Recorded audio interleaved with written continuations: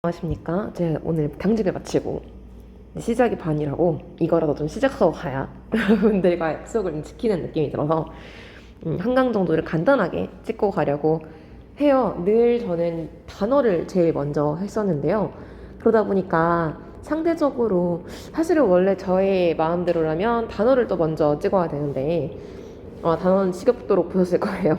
상대적으로 문장을 조금 소홀히 했던 것 같아서 문장부터 간단하게 훑은 다음에 또 오늘 이제 마지막 시간에 이 슈가 서술어의 자릿수였기 때문에 간단하게 언급하고서 찍어보고 부족한 부분은 여러분들이 적극적으로 피드백을 주시면 제가 다음 강의에는 조금 더 충실하게 그것을 반영해 보도록 하겠습니다. 일단 시작을 한다는 의미에서 문장을 간단하게 보도록 할게요. 문장 성분에 대해서는 우리가 그 품사와 문장 성분표 하면서 배웠어요. 그치? 우리 기억나시죠? 구품사 몇 7문장 성분이에요. 품사는 다 사로 끝났었고요. 그리고 7문장 성분은 모두 어로 끝났었죠. 그래서 주성분에 4가지 주어, 서술어, 목적어, 후어, 그 다음에 부속성분에 관형어, 부사어, 다음에 독립성분에 독립어 이렇게 해서 7개가 있었고 필수성분이라 함은 주성분 플러스 부사어 중에서 필수적 부사어였다라는 얘기를 제가 가르쳐 드렸던 것 같아요. 참고로 제가 요즘 글씨체의 심각함을 한 20년째 느꼈어요. 20년째 느끼고 있다가 드디어 조금씩 시도를 해보느라고 글씨체를 개정하는 책을 몇 개를 샀는데 조금씩 나아지는 글씨체를 보여드릴 수 있으면 좋겠네요. 네, 이거는 저의 희망사항이고요. 아무튼 품사는 기억나시죠? 이거는 제가 가르쳐드린 대로만 쭉 외우실 수 있으면 됩니다. 처음에 불변어와 가변어, 그치, 형태, 기능, 의미 이랬을 때 가변어가 좀 더 적으니까 용언과 그치 이렇게 만났을 때 여기 관계어이 있고 용언에는 동사, 형용사, 관계어에 그치 이거 조사가 있는데 조사 중에서 서술격 조사만 이제 여기에 가변어에 들어가고 나머지는 불변어에 들어간다고 말씀드렸죠. 그리고 체언, 수식언, 그리고 독립언 이렇게 여긴 다 언 돌림이에요. 언 돌림. 그랬을 때 여기서 명사, 대명사, 수사 그리고 수식언에는 관형사, 부사 여기는 감탄사 이렇게 됐다고 말씀을 드렸고 얘네들 때문에 얘네들을 같이 봤던 걸로 기억합니다. 기억나시죠? 자, 여기서는 문장 성분이에요. 간단하게 문장 성분을 보도록 할게요. 자, 그러면 문장 성분, 문장을 구성하면서 일정한 문법적 기능을 하는 각 부분인데 이걸 쪼갤 때 우리가 주의할 점이 있어요. 사실 맨 처음에 문장을 분석할 때는요 어렵다 싶으면 주어부와 서술어부를 나누세요. 주어부와 서술어부를 나누시는데 주어부와 서술어부를 나누시는 방법 간단합니다. 주어 자르세요. 뚝뚝. 자, 그러면 여기까지가 주어예요. 이 서술어부는 여기까지. 주어와 서술어가 반드시 있어야 문장 하나가 만들어지는데요. 근데 그 둘 중에 누가 더 중요하냐라고 묻는다면 우리말에서는 서술어예요. 그렇기 때문에 그치. 자, 이 봤어. 내가 봤어. 이걸로 문장을 처음에 만들었어요. 내가 봤는데 그럼 뭐가 궁금하죠? 무엇을 봤니가 궁금합니다.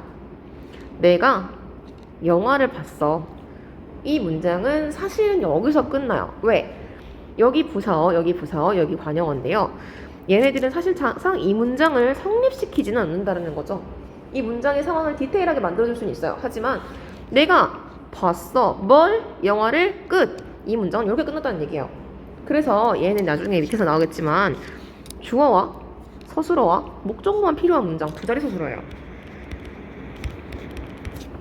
근데 여기서 보면 어제라는 말은 부사어입니다. 그쵸? 왜? 얘가 어제 영화를 봤다라는 사실을 수식하고 있기 때문에 부사어예요. 그치? 동생과 자 그리고 참고로 얘기하자면 어제 같은 경우에 바로 뒤에 있는 말을 수식하지 않고 문장 전체에 걸리기 때문에 시간부서 그리고 얘는 문장에서 이제 자리가 좀 이동하기가 편한 애라고 볼 수 있겠죠. 내가 동생과 어제 무서운 영화를 봤어. 가능하잖아요. 그치? 똑같은 뜻이잖아. 그리고 무서운 같은 경우에는 원래 무섭다에서 왔을 것이고요. 여기서 얘를 은 넣으면 무서운 해서 비읍 불규칙 활용을 하게 되는 거고요. 우리가 맨날 배웠던 관용어 3번입니다. 근데 얘 같은 경우에는 뭐예요? 뒤에 나오는 영화라는 체험을 꾸며줘야 되는 애죠. 근데 얘는 사실은 문장에서 반드시 서술어가 필요로 하는 애가 아니거든요. 그렇기 때문에 얘는 봤어가 필요로 하는 애가 아니기 때문에 아웃. 동생과 같은 경우에도 뭐 상황을 디테일하게 만들 수는 있겠죠. 근데 내가 영화를 봤어. 그럼 문장이 끝나버리면 동생과는 꼭 반드시 필요하진 않거든요. 그리고 이 부사 같은 경우에는 어떻게도 될 수 있냐면 앞으로 넘어가면 동생과 내가가 돼버리면 얘는 공동주어가 될 수도 있단 말이에요. 어쨌든 얘가 문장을 성립시키지 않기 때문에 얘는 필요 없어요. 어제 같은 경우에도 뭐가 되겠습니까? 어제도 부사어인데 사실 없어도 돼요. 문장을 성립시키지, 그러니까 봤어가 최소한의 문장을 성립시키는데 얘가 필요하지 않아요. 그래서 여기선 필수 성분은 내가 영화를 봤어로 끝난다고 보실 수가 있겠습니다. 영희야 같은 경우에는 얘 혼자 독립적으로 문장을 형성할 수도 있죠. 독립어라고 볼 수가 있고요. 얘는 근데 감탄사는 아니에요. 이유가 뭐냐면 체언에 조사가 붙었기 때문에 그렇습니다. 얘는 독립어라고 보실 수가 있겠습니다. 주성분 문장의 고유성을 잃은 필수 성분이라고 할 수 있죠. 근데 필수적 성분에서는요. 얘가 만약에 주성분이 되면 요거 네 가지고요. 필수 성분일 경우에는 여기에 필수적 부사어를 넣어 주셔야 돼요. 알겠죠? 이게 되면 필수 성분. 주어 같은 경우에는 주체입니다. 그쵸? 누가, 무엇이 같은 것들이 될 수 있고요. 뭐 이가, 에서, 깨서 같은 것들이 될 수 있고, 에서 같은 경우에는 단체일 때만 가능하겠죠. 서술어 제일 중요합니다. 이 서술어가 문장의 그런 모양새를 좌우하게 된다라고 볼 수 있어요. 이따가 잠깐 사전을 찾는 걸 좀 보여드려야 될 것 같은데요. 서술어 같은 경우에는 이렇습니다. 잠깐 사전을 좀 보고 올게요. 으로 왔습니다. 자, 여기서 여러분들이 예를 들어서 어제 같은 것들을 친다면 이런 거 있어요. 어제는 명사도 있고요. 부사도 있습니다. 이 둘을 구분하는 방법은 아시나요? 명사는요, 보시면 어제가처럼 여기 어제 이게 인터넷이어가지고 체크가 안 되는데 어제가처럼 격조사가 이렇게 붙을 수가 있어요. 여기 그치? 지금 포인터 보이시죠? 그런데 부사 같은 경우에는요, 격조사가 붙을 수는 없고요, 보조사는 붙을 수 있습니다. 뭐 예를 들면 가는 안 되지만 는은 가능하다는 얘기죠.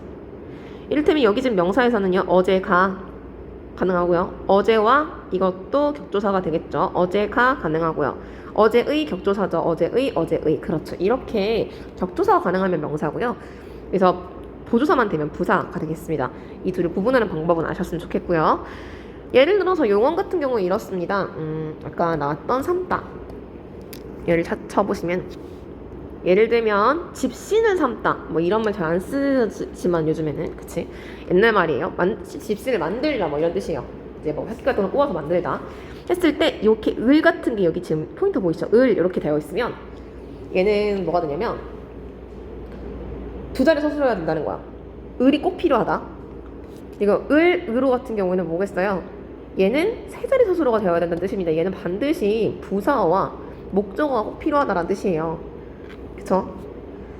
이런 식으로 사전을 찾아보시면 얘가 몇 자리 서술어인지를 알 수가 있습니다.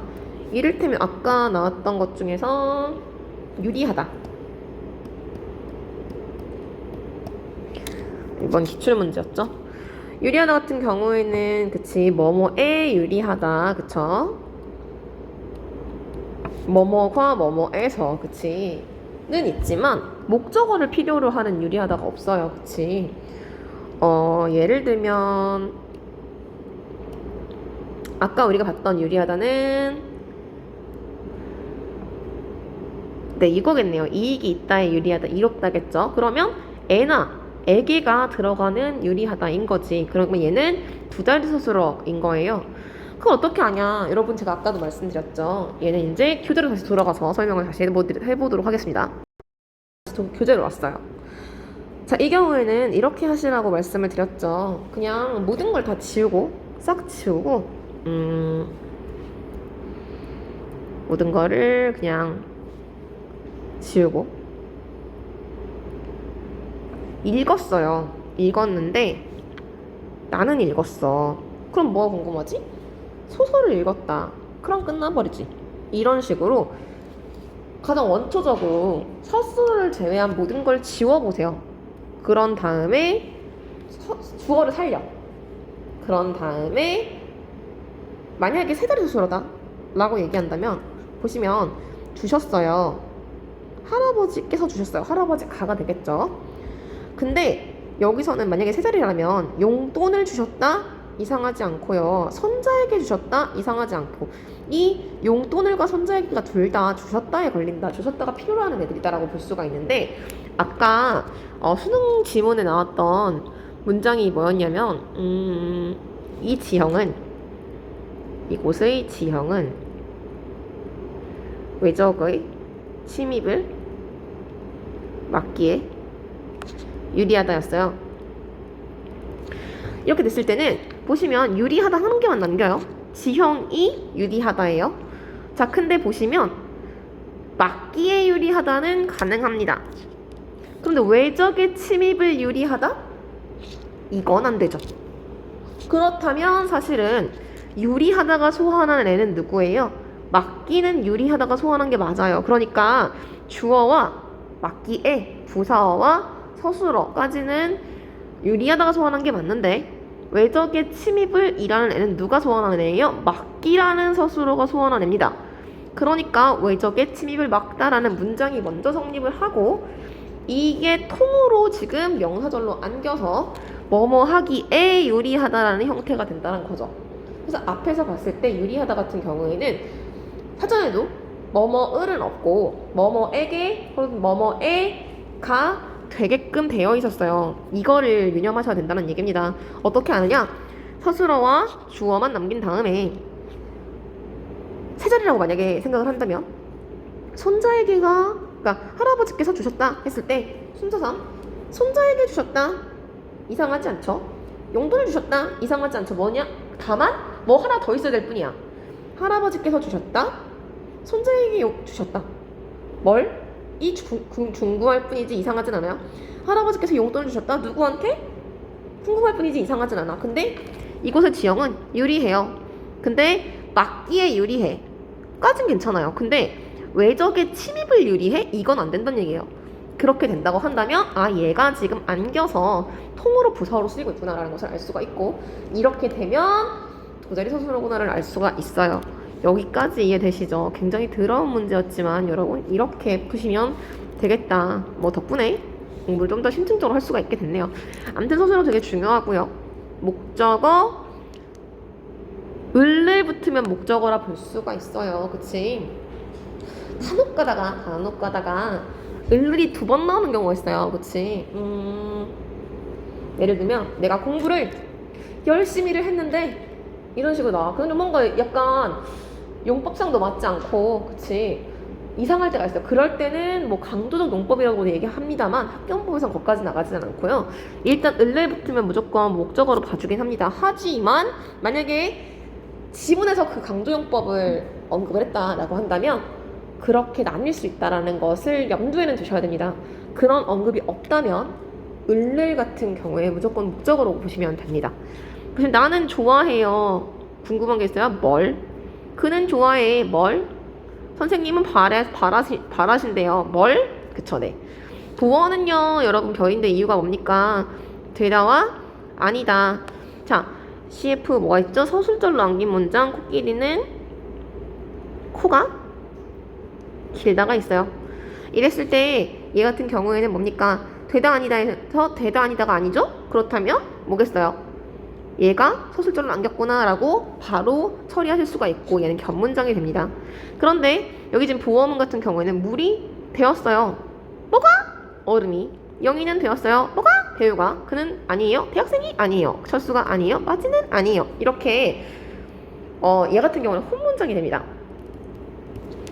그래서 이렇게 뭐 뭐 이런 식으로 지금 주어가 쓴 게 두 개가 나오면 서술어가 되다 아니다인지를 반드시 확인하시기 바랍니다. 서술의 자릿수 말씀드렸었죠. 얘는 지금 뭡니까? 아까도 말씀드렸죠. 서술어를 제외하고 서술어가 필요로 하는 문장의 개수라는 얘기예요. 그치? 뭔 얘기냐? 이런 얘기죠. 내려요. 뭐가? 비가. 한 자리죠. 끝. 예뻐요. 누가? 그녀. 끝. 정답이에요. 뭐가? 그게. 끝. 이거예요. 그렇기 때문에 더 필요한 게 없죠. 나는 읽었어요. 뭘? 무엇이 궁금하죠? 목적어가 필요해요. 철수는 닮았어요. 누구랑?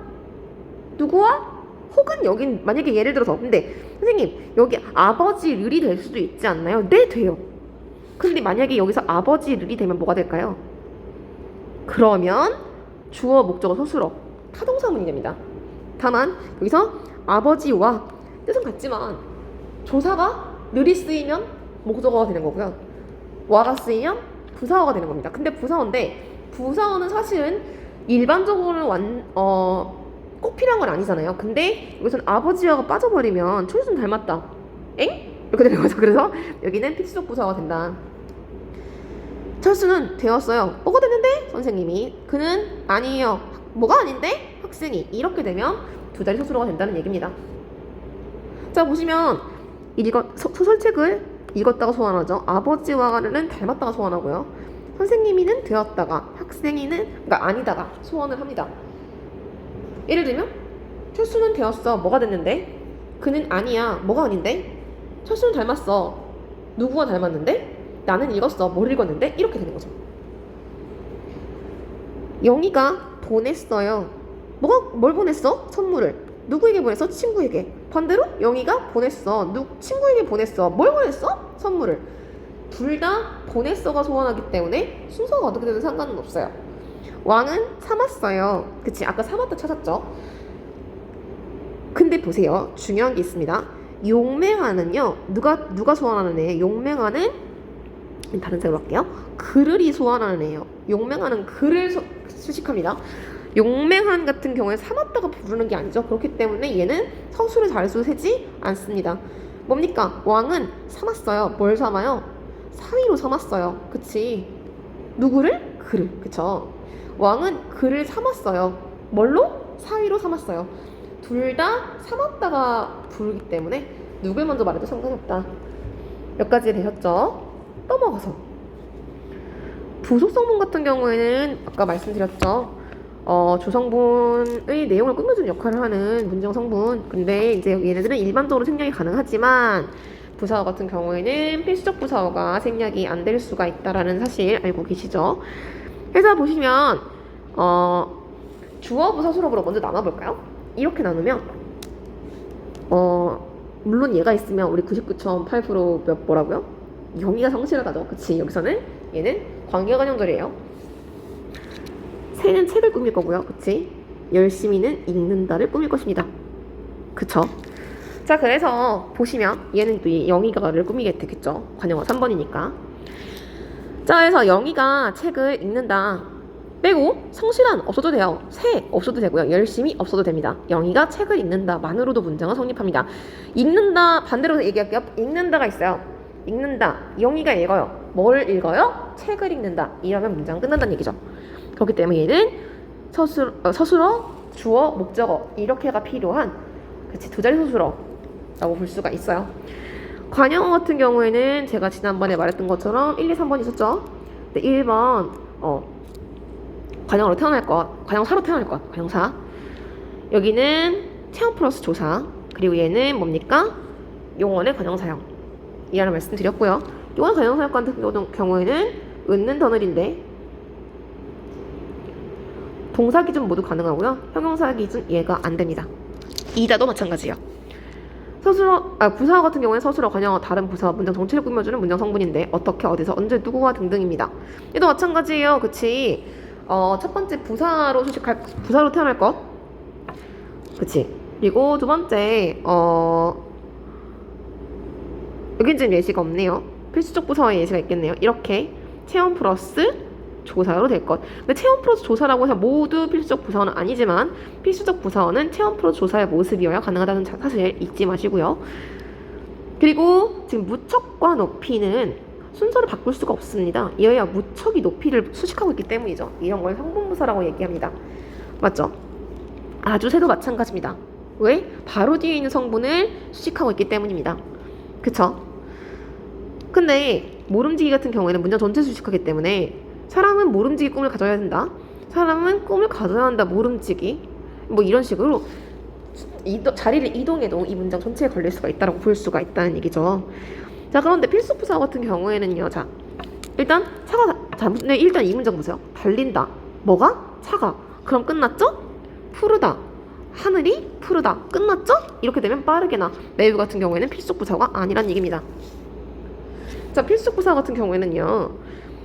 서술의 성격에 따라서 결정이 된다. 그러니까 제가 아까 말씀드렸죠? 서술을 하나만 남기세요.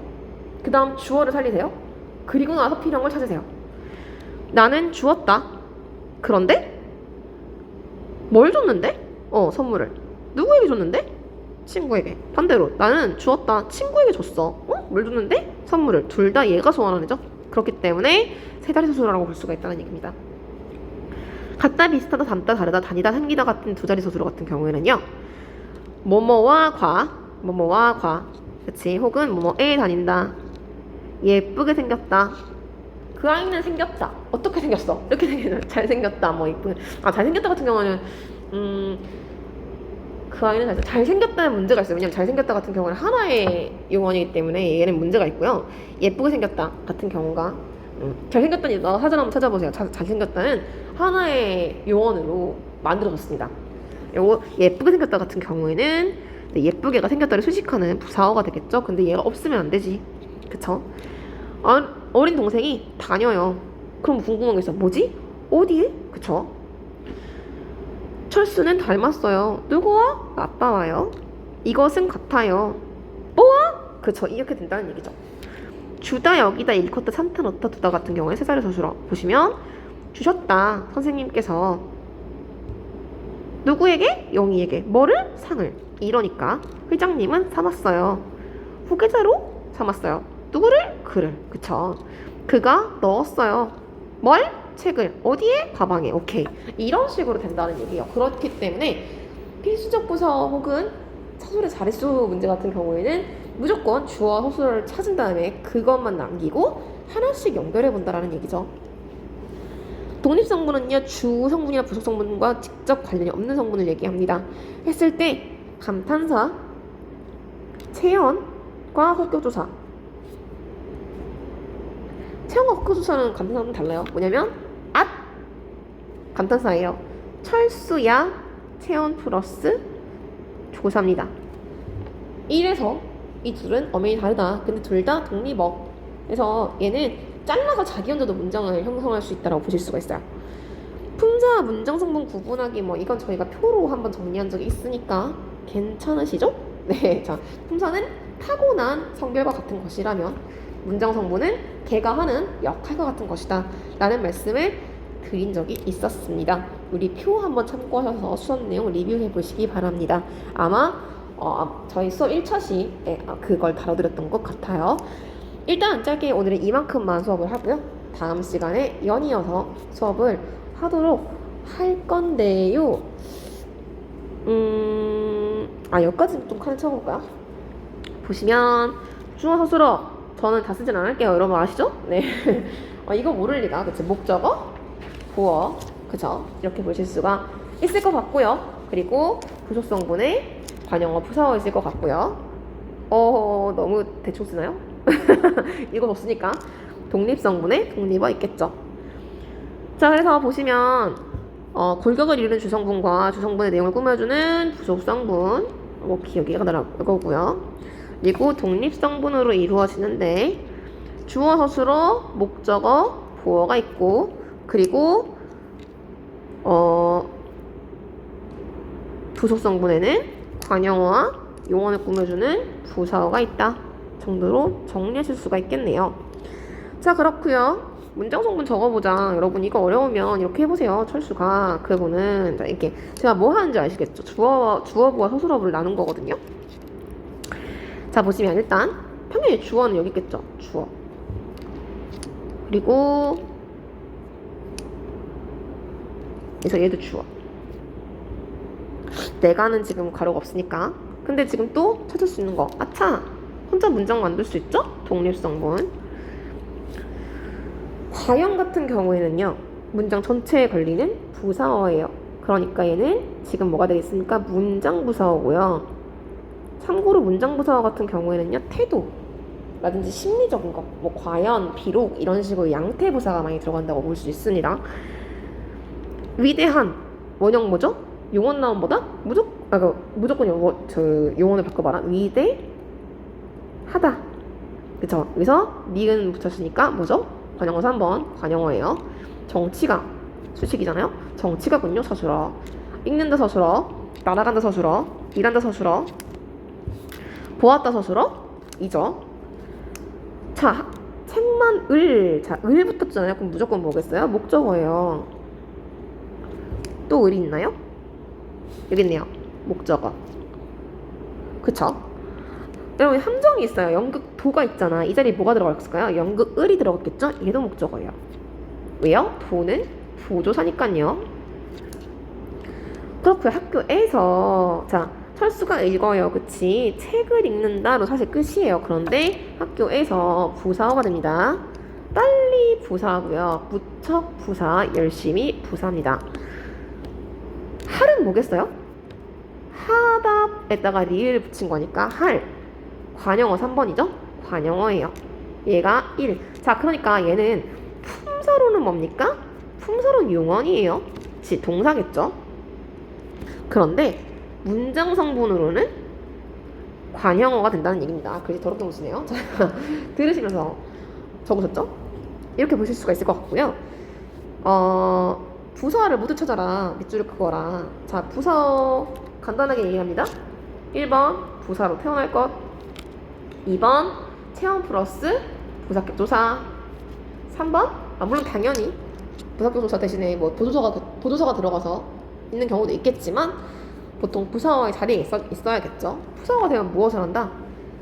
뭐 부사어 아까 앞에서도 나왔지만 서술어, 관형어, 다른 부사어, 문장 전체를 꾸며준다는 기능을 하시면 됩니다. 그렇고요. 용언에 높다를 갖고 얘기를 한다면 이, 개, 아서, 도로 얘기를 하면 높이가 되면 다시 부사로 올라갈 거고요. 높게, 높아서, 높도록 되면 용언의 부사형이 됩니다. 자, 그럼 같이 한번 보도록 할게요. 우리는 주어, 선생님을 목적어 만났습니다. 서술어, 길가에서가 아이고 동그라미 치면 안 되네. 저는 형광펜치를 한번 해볼게요. 길가에서가 부사가 되겠네요. 철수야 독립어, 편지를 목적어, 너랑 서술어 우체통에. 자, 그렇죠. 왕은 그쵸. 용감하는요, 여러분 기사를 수식하잖아요. 근데 얘는 그러니까 관형어입니다, 얘들아. 부사가 아니고요. 이 관형어 3번이잖아요, 그치? 삼았다 뭡니까? 사위로가 부사가 될 것 같고요. 나는 그치 주어고요. 선생님은 댁을 수식하게 되니까 여기서는 관형어인 명사가 됩니다. 댁을 목적어, 그리고 오전에가 지금 부사가 될 것 같고요. 나는 주어, 내는 친구를 수식하는 관형어가 되고요. 친구를 목적어, 언니에게 부사어가 되고요. 소개하다 서술어. 우리는 승리를 목적어, 두고 있다 서술어, 눈앞에가 부사어가 되는 거고요. 그들은 잡았습니다. 그쵸? 멧돼지를 목적어, 화살로 부사어. 홍길동 씨가 빌렸다 서술어, 친구에게 부사어, 돈을 목적어가 되는 거고요. 나는 주어, 먹는다 서술어, 삼계탕을 목적어, 매우 자주 부사입니다. 자, 그럼 문장의 성민역으로 보도록 하죠.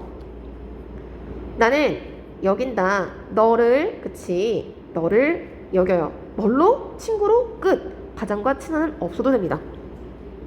특히나 친한 같은 경우에는요, 친구를 수식하기 때문에 얘는 특히나 관형어로 볼 수 있죠. 관형어 3번. 우리는 만났습니다. 선생님을 만났습니다. 땡, 끝났어요. 우리는 두고 있다. 승리를 두고 있다. 그럼 두고 있다가 소환하는 부사어 눈앞에도 꼭 필요하겠네요. 편지를 넣어라. 어디에? 우체통에 필요하죠. 그들은 잡았습니다. 멧돼지를 잡았어요. 끝. 왕은 삼았습니다. 기사를 삼았어요. 뭘로? 사위로 필요해요. 홍길동 씨가 빌렸어요. 돈을 빌렸어요. 네. 돈을 빌렸는데 누구에게 빌렸는지가 필요하죠. 나는 방문했어요. 선생님 댁을 방문했어요. 땡. 나는 먹습니다. 삼계탕을 먹습니다. 땡. 나는 소개했습니다. 내 친구를 소개했어요. 누구에게? 언니에게 필요합니다. 그래서 필수적 부사어는 이렇게 찾을 수가 있었겠네요. 4번 스스로 자리 수적을 하는데요. 여기 보시면 한 다음에 계속 연습하죠. 나는 싸웠어요. 누구와 싸웠어요? 친구와 싸웠습니다. 오늘 학교에서는 사실 그닥 중요하지 않죠. 두 자리. 소년이 바라보았습니다. 뭘 바라봤어요? 산을 바라보았어요. 두 자리.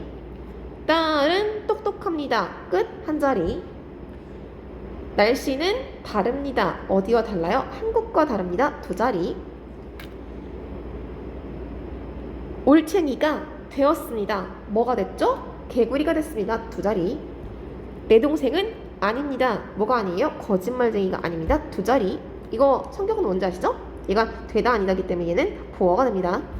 재영이는 마주쳤습니다. 누구와? 영희와 마주쳤죠? 두 자리. 우연히는 필요 없습니다. 그가 베풀었어요. 뭘 베풀었죠? 친절을 베풀었어요. 맞아요? 근데 그가 친절을 베풀어서 누구에게요? 나에게. 세 자리입니다. 노인은 여기입니다. 누구를요? 철수를요. 뭘로? 자식으로. 그러면 세 자리입니다. 반대로 세 자리이기 때문에 노인은 여기입니다. 자식으로 여기입니다. 누구를요? 철수를요. 이렇게도 가능하다는 얘기입니다. 해서 여기까지가 내용의 전부인 것 같아요. 그래서 간단하지 않네요. 또 제가 찍었는데요. 다음 시간에는 이 뒤에 문장 부분을 이어서 보도록 하겠습니다. 고생 많으셨고요. 네, 간간히 이렇게 틈날 때마다 올려드릴 테니까요. 복습하시고 질문 적극적으로 반영해 주시기 바랍니다. 그러면 안녕.